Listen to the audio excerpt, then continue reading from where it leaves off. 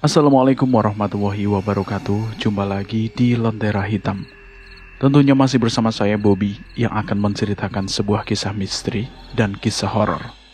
Apa kabar teman-teman semua? Semoga kalian sehat selalu, panjang umur, bahagia selalu, dan sukses selalu. Dan pada kesempatan kali ini, saya akan menceritakan sebuah kisah misteri yang berjudul Guna-Guna Mantan Pacar. Cerita ini ditulis oleh Jaler Wijayanto. Buat teman-teman yang baru bergabung di channel ini, silahkan klik tombol subscribe dan tombol loncengnya agar kalian tidak ketinggalan cerita terbaru dari kami. Oke, kita langsung saja menuju ke ceritanya.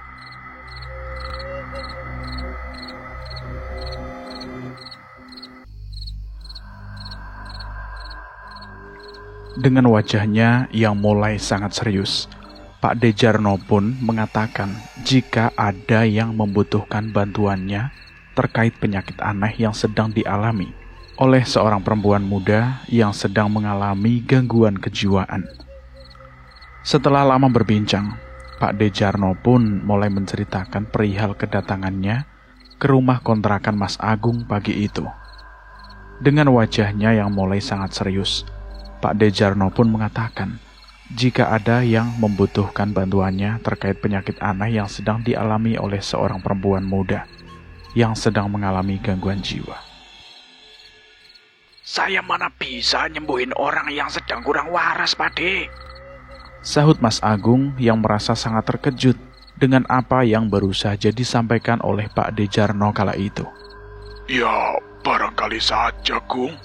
Kalau barangkali itu ya sejenis pasir koral, batu sama kotoran yang ngambang kuning-kuning itu, Pade. Itu namanya barangkali. Balas Mas Agung yang dengan cepat membuat Pak Dejarno melepas topinya dan memukulkan ke arah Mas Agung. Ndak kenai. Kopiah Pak Dejarno akan melayang ke arahnya. Baik, Pade. Sekarang tolong ceritakan awal mulanya bagaimana? Kok bisa-bisanya orang kena gangguan jiwa atau stres yang parah? Kata orang pinter yang diminta untuk mengobatinya, perempuan muda itu terkena guna-guna bekas pacarnya, Gung. Ingatan Mas Agung pun kembali ke masa lalu, di mana saat itu hubungannya hampir saja pudar karena Mbak Ayu yang kini menjadi istrinya juga terkena guna-guna yang sering disebut dengan pelet. Saat itu Mas Agung yang hampir saja menyerah dipaksa oleh Mas Bagus untuk terus berusaha mendapatkan kembali hati Mbak Ayu.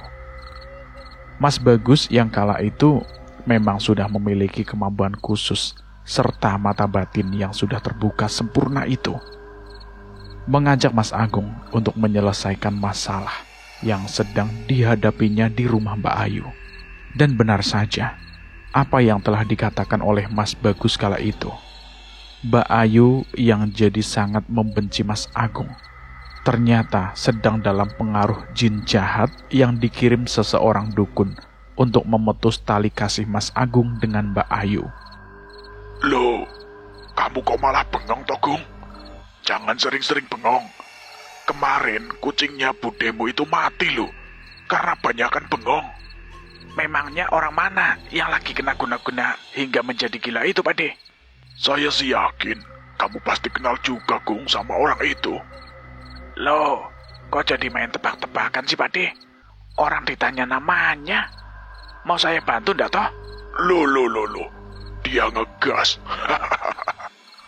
Namanya Sari, Gung. Anaknya Mas Handoko yang dulu ngontrak di samping rumah Mbak Timan.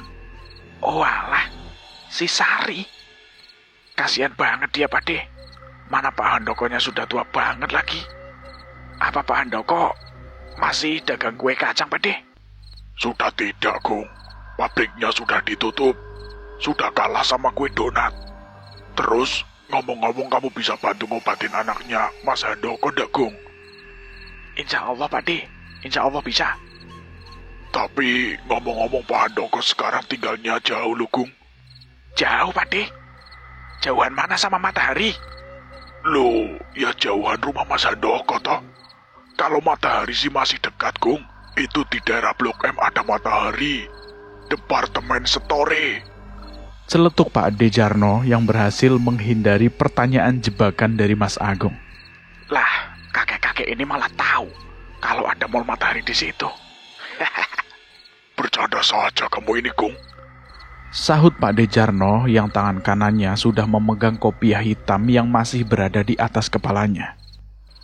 Mas Handoko kan sekarang tinggal di daerah Solo, Gung.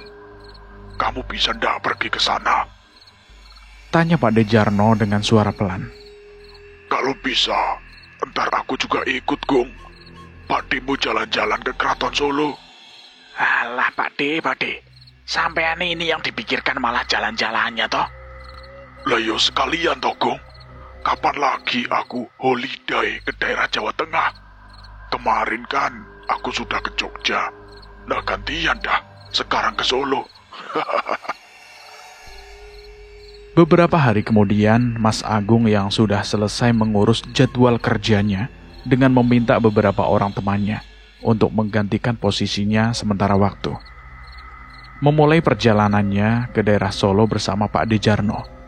Setelah hampir 14 jam menempuh perjalanan menggunakan bis malam yang disambung dengan naik angkutan umum pedesaan, Mas Agung dan Pak Ade Jarno pun sampai di tempat Pak Handoko tinggal saat itu. Walau merasa sangat lelah, tapi baik Mas Agung maupun Pak Ade Jarno merasa sangat senang dengan udara segar di pedesaan dan pemandangan nan hijau perbukitan. Walah, enak ya, Gung, tinggal di sini.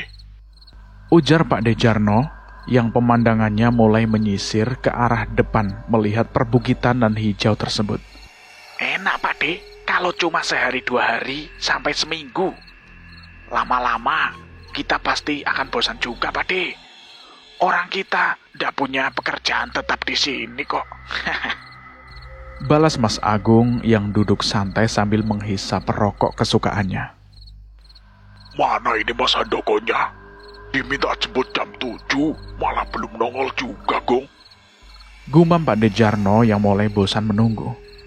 10 menit kemudian, Pak Handoko pun datang dengan motor bebek bututnya bersama seorang anak remaja yang kala itu masih duduk di bangku sekolah menengah atas.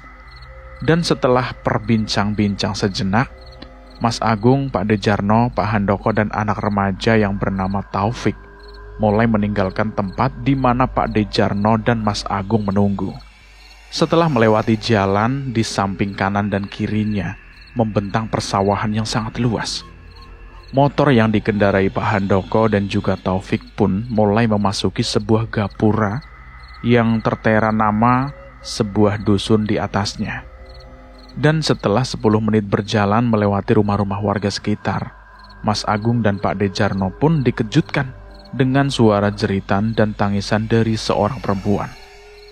Loh, itu siapa yang teriak-teriak, Fik? Pagi-pagi begini kok sudah ada yang ngamuk? Ya, itu Mbak Sari, Mas. Astagfirullahaladzim. Apa ndak dimarahi sama tetangga-tetangga setempat, Fik? Warga sih sudah mulai banyak yang meminta agar Mbak Sari dibawa ke rumah sakit jiwa katanya. Karena kondisinya semakin memburuk, Mas. Kasihan juga ya kalau sampai dia masuk rumah sakit jiwa. Bisa-bisa malah semakin parah penyakitnya dia. Balas Mas Agung yang merasa sangat prihatin.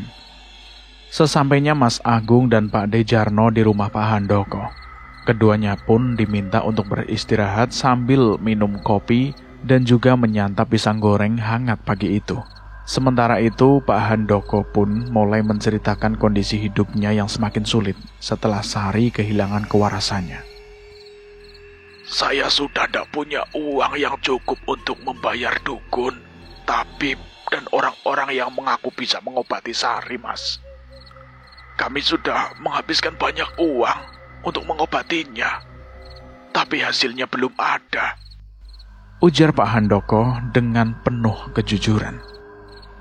Biar bagaimanapun, kita ini kan sudah seperti saudara sendiri, Mas Handoko.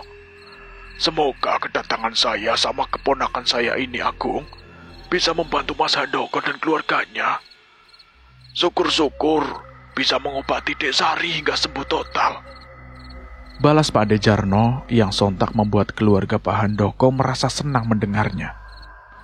Mungkin sudah puluhan orang pintar yang mengaku sakti datang ke rumah ini, Pak.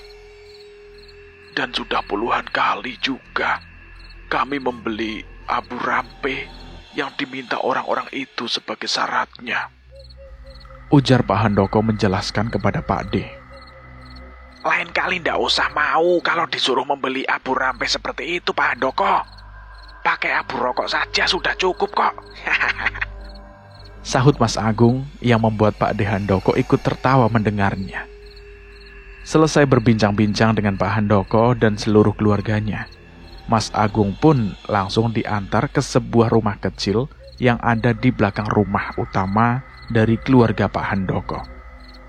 Di sana, Mas Agung mendapati seorang perempuan muda yang terpasung di sebuah ruangan lembab dengan kedua kaki yang ditindih dengan sebuah kayu besar. Perempuan itu terus meracau dan memaki kasar kepada setiap orang yang datang untuk melihat kondisinya. Perempuan muda bernama Sari yang masih berusia sekitar 20 tahun itu terlihat sangat mengenaskan. Tubuhnya sangat kurus dan rambutnya kusut, tidak beraturan, dengan das terlusuh di tubuhnya yang sudah lama tidak diganti oleh keluarganya. Perempuan cantik yang pernah menjadi kembang desa itu mulai kehilangan kewarasannya tiba-tiba, tepatnya setelah Sari menolak lamaran seseorang yang sudah mendekatinya selama beberapa bulan terakhir kala itu. Keluarga dan juga warga sekitar menduga penyebab dari hilangnya kewarasan perempuan malang itu adalah karena guna-guna dari orang tersebut. Hari itu, setelah lebih dari 5 bulan lamanya, perempuan muda yang dulunya sangat cantik itu dipasung di sebuah ruangan berukuran 3x3 meter di belakang rumah orang tuanya. Mas Agung pun datang langsung ke tempat perempuan itu dipasung. Hari itu nampak tidak seperti biasanya.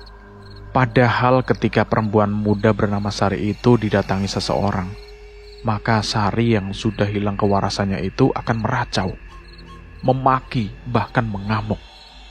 Tapi yang terjadi pada hari itu tidak seperti biasanya. Sari pun terdiam sambil menatap ke arah Mas Agung dengan wajahnya yang diselimuti kesedihan. Entah apa yang telah dilakukan Mas Agung sebelum dia diantar masuk ke dalam ruangan yang lembab dan pengap itu oleh Pak Handoko dan juga Taufik. Tapi setelah melihat keadaan Sari, Mas Agung seperti sudah tahu apa yang terjadi kepada gadis malang tersebut. Setelah berada di dalam ruangan yang berbau tidak sedap itu, Mas Agung pun mulai membacakan doa-doa yang pada akhirnya dapat membuat Sari perlahan tenang. Coba lepaskan saja, Pak Handoko.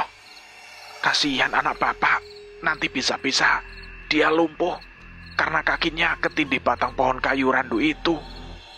Ujar Mas Agung kepada Pak Handoko setelah dia membentengi ruangan tempat perempuan muda bernama Sari itu berada. Apakah aman, Nak Agung? Mudah-mudahan aman, Pak. Saya sudah mengunci energi dari jin yang merasuki badan anak bapak ini. Jawab Agung dengan tenang. Pak Handoko juga dibantu oleh anak laki-lakinya yang bernama Taufik itu, dan juga beberapa tetangga yang bernama Pak Sadil, serta Mas Kirno, dan beberapa orang lainnya. Perlahan-lahan mulai membuka pasung yang terpasang di kedua pergelangan kaki Sari. Perempuan muda yang biasanya akan mengamuk jika ada yang mendekati dirinya itu, kini terlihat tenang dan terus tersenyum ke arah Mas Agung. Bawa Sari keluar, Pak. Lalu mandikan pakai air biasa saja ya, Pak.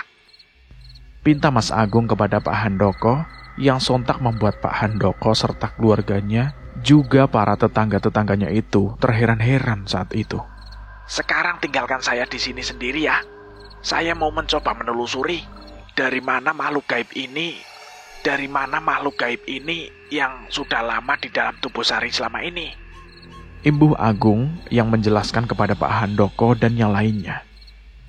Setelah membuka tabir penghalang yang menutupi sosok makhluk gaib berwujud lelaki tua bertubuh pendek yang memiliki telinga seperti kambing dan memiliki tanduk melingkar seperti seekor domba, serta taring panjang di sudut bibirnya.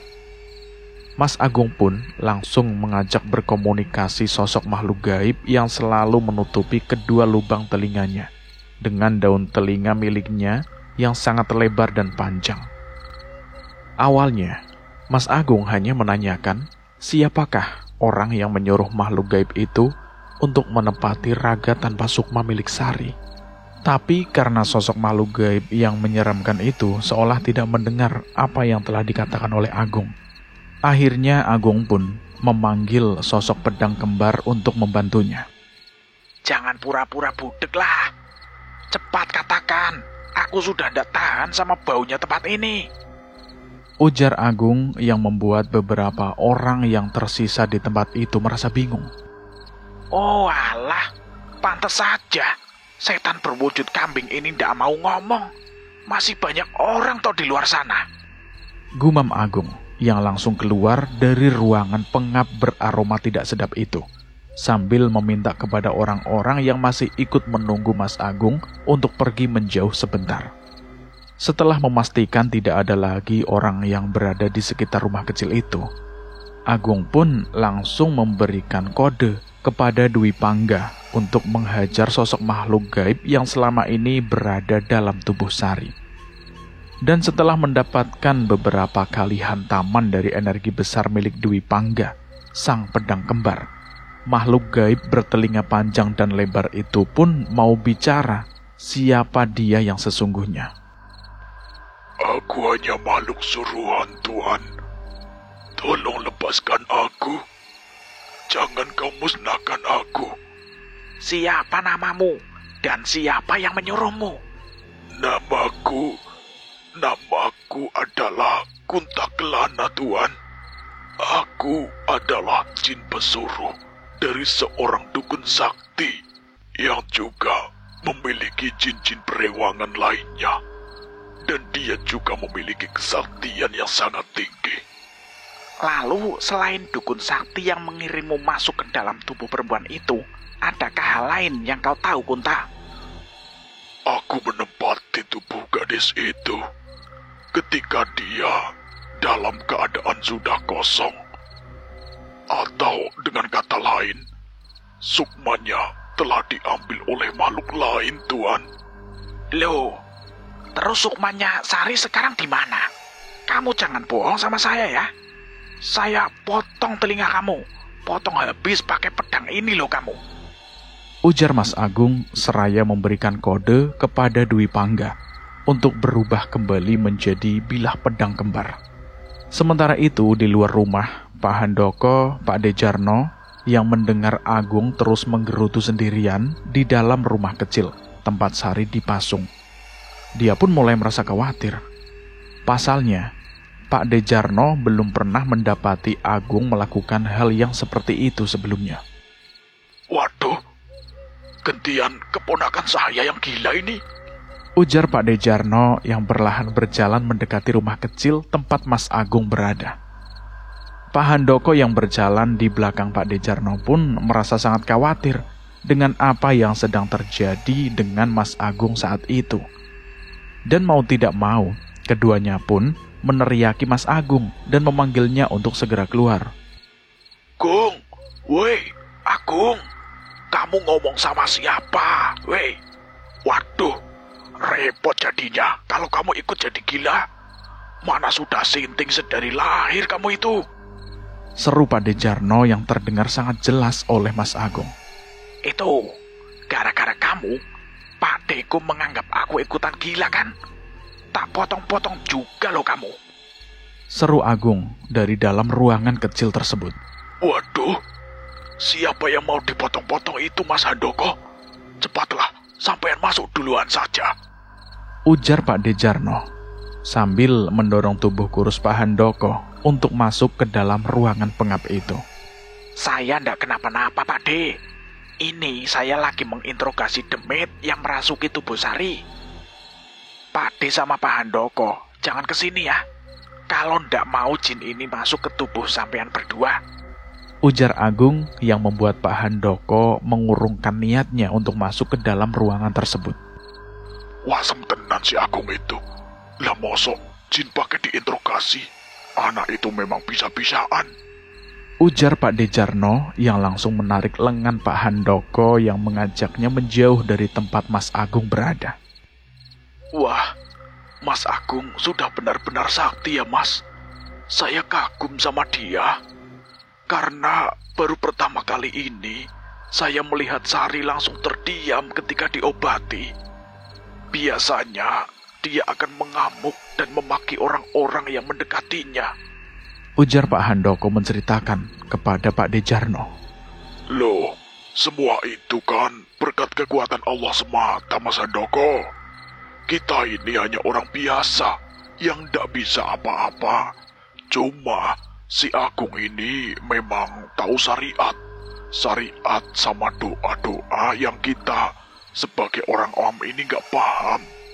Balas Pak Dejarno menjelaskan.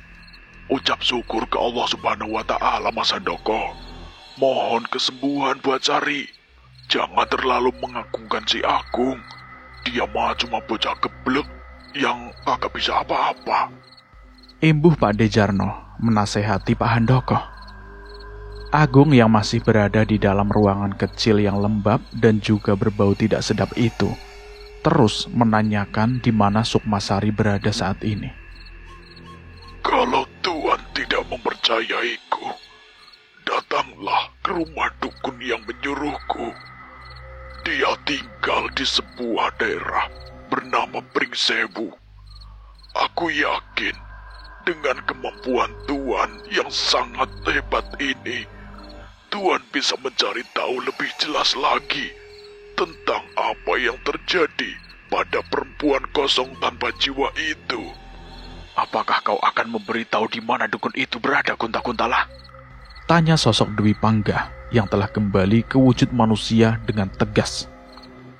Aku akan mengantarmu ke sana, Tuhan. Karena lebih baik aku menjadi pengabdimu, Tuhan.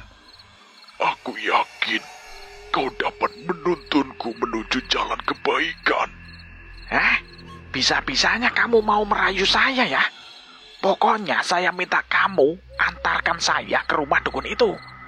Kalau urusan ini sudah kelar, kamu bebas buat pergi kemana saja yang kamu mau. Asal jangan ikut bersama saya. Kau memang selalu bermulut manis, Kunta-Kuntala. Kau tidak ubahnya jin serta siluman jahat yang terus berusaha menyesatkan manusia. Sahut Dwi Pangga sambil tersenyum. Aku berkata yang sebenarnya, Tuan. Karena aku lelah hanya menjadi pesuruh dan terus dipaksa berbuat jahat. Kalau kau tidak percaya, aku akan menunjukkan kelemahanku yang ada di ubun-ubun kepalaku, Tuan. Jika aku menipumu atau menyesatkanmu, kau bisa langsung membakarku dengan senjata pusakamu. Ujar Kunta-Kuntala sambil menundukkan kepalanya. Setelah mendapatkan informasi dari sosok makhluk gaib yang bernama Kunta-Kuntala itu, Agung pun lalu keluar dari dalam ruangan lembab tempat keluarga Pak Handoko memasung tubuh Sari. Agung pun lalu meminta kepada Pak Handoko untuk membawanya kembali menemui Sari yang kini sudah terlihat lebih baik dari sebelumnya. Walau tatapan mata Sari masih terlihat kosong dan hampa, tapi kini wajah Sari tidak lagi terlihat pucat seperti sebelumnya. Saya akan memagari tubuh Sari agar tidak dimasuki sosok-sosok jin yang dikirim seseorang untuk menguasai tubuh Sari. Ujar Agung kepada Pak Handoko dan juga keluarganya. Jadi selama ini, jangan lagi ada yang memasung Sari di ruangan itu ya. Dan satu lagi, tolong kayu randu yang udah dipakai buat memasung Sari itu langsung dibakar saja. Baik, Mas. Baik. Saya sangat berterima kasih kepada sampean. Saya tidak menyangka jika Sari akan kembali dapat berkumpul dengan kami. Balas Pak Handoko dengan mata berkaca-kaca. Semua sudah kehendak dari Allah Subhanahu wa Ta'ala, Pak. Berterima kasihlah sama Allah, Tuhan yang maha adil, lagi maha bijaksana. Saya mah nggak bisa apa-apa kalau Allah kagak ngasih izin. Balas Agung yang membuat Pak Handoko dan keluarganya serta Mas Taufik dan para tetangga-tetangganya merasa kagum dengan sosok pemuda bernama Agung itu. Apakah anak kami dapat kembali normal, Mas? Tanya Bugiah yang sangat sedih melihat kondisi anak sulungnya tersebut. Saya akan bantu semaksimal mungkin, Bu. Semoga Allah memberikan yang terbaik buat Sari dan keluarganya ini ya. Jawab Agung dengan lemah lembut. Tidak terasa hari pun berlalu dengan sangat cepat.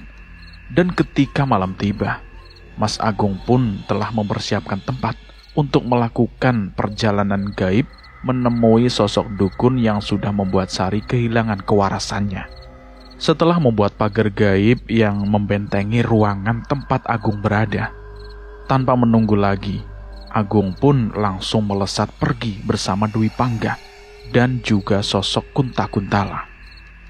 Sesampainya Sukma Agung dan Dwi Pangga serta Kunta Kuntala di sebuah daerah perbukitan, Kunta Kuntala pun menunjukkan sebuah rumah yang berada di tengah bukit dan terlihat jauh dari rumah-rumah yang ada di daerah tersebut. Rumah yang memendarkan cahaya kemerahan itu, menurut sosok Kunta Kuntala, dijaga oleh siluman ular yang menjadi benteng pertahanan rumah tersebut. Agung yang sudah belajar banyak dari pengalamannya menghadapi makhluk-makhluk gaib serta dukun-dukun sakti pun tidak ingin gegabah kala itu. Sebelum mendatangi rumah dukun yang sudah diduga telah menyikap Sukma Sari itu, Agung terlebih dahulu merencanakan matang-matang kedatangan itu. Salah satunya adalah dengan meminta Dwi Pangga untuk mendatangi Priyono untuk meminta bantuan kepada sosok makhluk gaib yang kini bersamanya. Walau awalnya hanya sosok Surawaseso yang diminta bantuan oleh Dwi Pangga, tapi dengan senang hati, akhirnya Priyono pun ikut hadir dalam aksi Agung malam itu. Alhamdulillah, kamu ikut juga, Topri. Ujar Agung menyambut kedatangan sahabatnya itu. Alhamdulillah, iya Mas. Mana mungkin saya hanya berdiam diri, sedangkan sahabat saya sedang bertempur mati-matian. Balas Priyono yang terlihat memiliki energi lebih besar dari sebelumnya. Alah, bisa saja kamu ini, Pri. Celetuk Agung yang hanya dibalas Priyono sambil tersenyum. Nah, kita masuk ke mode serius nih ya. Ujar Agung yang mencoba menjelaskan rencananya. Itu lihat di sana. Rumah itu kamu lihat kan, Pri? Rumah itu ada yang jaga. Kata Mbah Kunta yang berdiri di samping si Pangga itu, rumah itu dijaga sama siluman ular. Nah, kalau menurut saya, biar Mas Pangga dulu saja yang terbang menyerang ke arah rumah itu dalam wujud pedangnya. Kalau ular itu muncul, baru kita keroyok rame-rame. Gimana? Wah, menurut saya, rencana itu tidak masuk. Itu terlalu bahaya. Terus, memangnya kamu punya rencana apa, Pri? Ya kita langsung saja lah. Kita maju saja bareng-bareng. Kalau ada silumannya, kan kita bisa langsung sikat bersama-sama. Gigimu itu loh sikat, biar ndak kuning. Celetuk Agung yang langsung tidak menyetujui apa yang disampaikan oleh Priyono. Tapi ketika Agung dan Priyono masih berdebat, sosok Kunta Kuntala dan juga sosok Dwi Pangga serta Surawaseso langsung melesat ke arah rumah yang memendarkan cahaya kemerahan. Mungkin makhluk-makhluk gaib itu menganggap jika Mas Agung dan juga Priyono tidak memiliki bakat untuk mengatur strategi perang. Lah, dia sudah pada mabur. Seru Agung yang langsung mengikuti ketiga makhluk gaib tersebut yang sudah melesat terlebih dahulu ke rumah sang dukun. Benturan energi besar pun langsung terjadi ketika Dwi Pangga, Surawaseso, serta Kunta Kuntala menyentuh dinding gaib yang melindungi rumah dukun sakti tersebut. Dan setelah suara dentuman keras itu terdengar, muncullah sosok ular raksasa yang melingkari rumah yang berbentuk bangunan joglo itu. Ular berwarna putih kehitaman sebesar pohon kelapa itu menatap tajam ke arah Agung, Priyono, Dwi Pangga, Surawaseso dan sosok Kunta Kuntala. Tapi mereka seolah telah mengetahui kelemahan dari makhluk gaib yang terlihat sangat mengerikan itu. Dwi Pangga pun langsung merubah wujudnya menjadi sebuah pedang panjang yang memendarkan cahaya kebiruan. Lemparkan aku sekuat tenagamu, Tuan, ke arah mata ular raksasa itu, ucap Dwi Pangga yang kini telah berwujud pedang. Oke, siap. Aku mengerti. Sambut Agung yang seolah mengerti maksud dari Dwi Pangga. Sambil membacakan doa-doa yang dipelajarinya dari Mas Bagus, Agung pun langsung mengambil ancang-ancang dan dengan sekuat tenaga, dia pun melemparkan pedang sakti Dwi Pangga ke arah siluman ular itu. Hal yang sama pun dilakukan oleh Priyono. Hanya saja, dia tidak melempar sosok Surawaseso yang sudah berubah menjadi keris hitam yang memiliki energi sangat besar itu.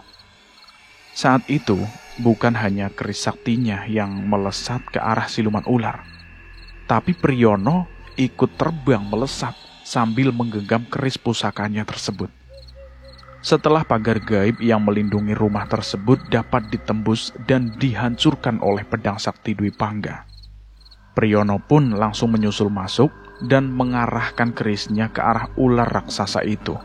Dan ketika sedikit lagi serangan Priyono mengenai sosok ular tersebut, tiba-tiba saja tubuh Priyono terpental jauh akibat serangan balas dari sang ular raksasa itu.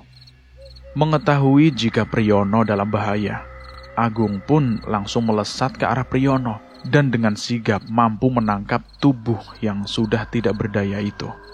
Tapi di luar dugaan Agung, apa yang telah dilakukan Priyono dan keris saktinya pun membuahkan hasil. Serangan yang dilakukan oleh Priyono memang bertujuan untuk mengalihkan perhatian siluman ular tersebut. Dan di saat itulah sosok Dwi Pangga melesat dalam wujud pedangnya ke arah titik buta siluman tersebut dan berhasil menembus tubuh sang siluman ular. Tidak lama kemudian sosok siluman ular tersebut pun menghilang dan berubah menjadi kepulan asap.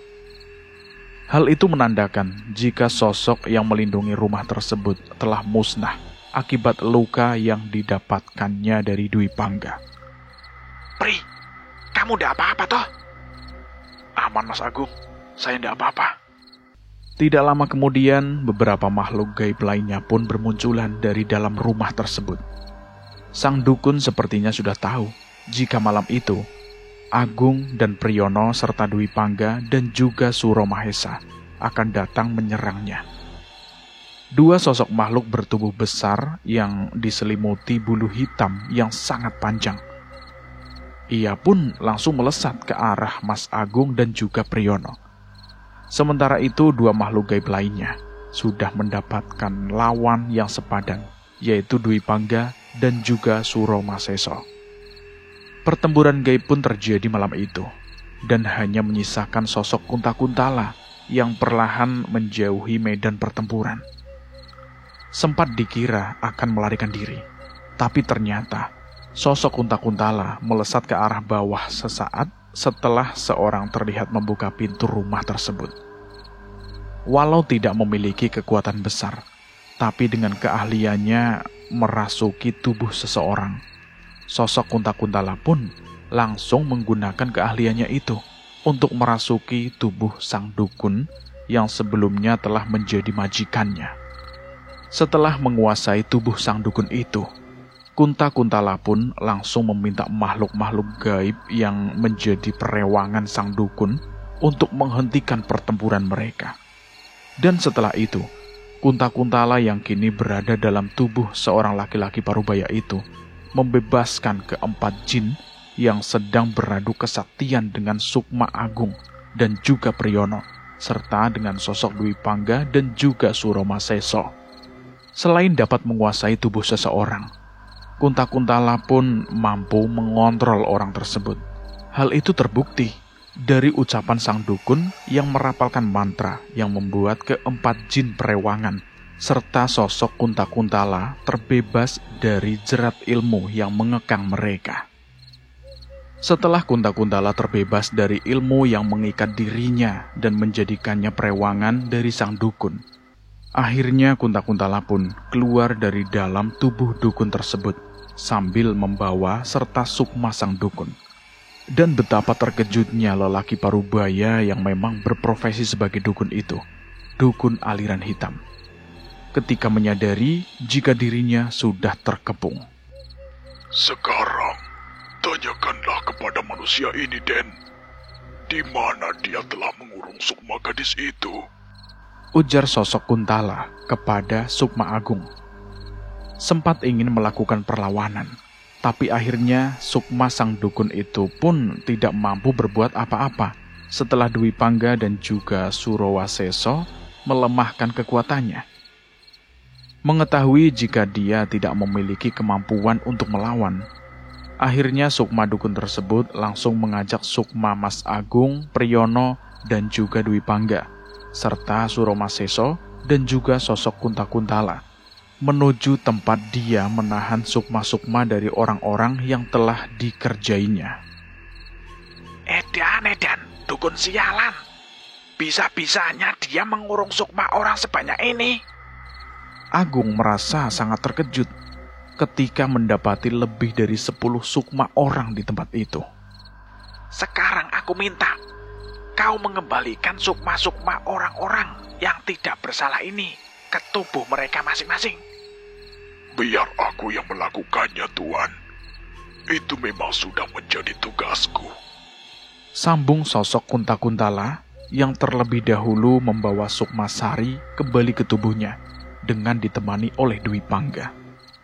Mas Agung memang sengaja meminta Dwi Pangga untuk menemani dan sekaligus melindungi Sukma Sari serta sosok Kunta-Kuntala dari kemungkinan serangan makhluk-makhluk gaib lainnya. Dan tidak butuh waktu lama, Dwi Pangga dan juga Kunta-Kuntala kembali ke tempat Agung dan yang lainnya berada. Satu persatu, sukma-sukma dari orang-orang yang terkena guna-guna itu pun dikembalikan ke tubuh mereka masing-masing oleh Kunta-Kuntala, yang juga ditemani oleh Dwi Pangga. Hingga akhirnya, tersisalah sukma sang dukun yang meminta untuk dikembalikan juga ke dalam tubuhnya. Apa katamu? Enak saja mau pulang ke tubuhmu. Kamu harus merasakan tinggal di dalam kerangkeng itu. Kerangkeng yang biasanya kau buat untuk mengurung orang-orang jadi korban kebiadabanmu itu. Sekarang masuklah, giliran kamu yang merasakan. Sergah Agung yang membuat Priyono tertawa melihatnya.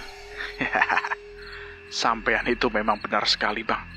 Memang orang seperti dukun ini harus diberi pelajaran dia, biar kapok.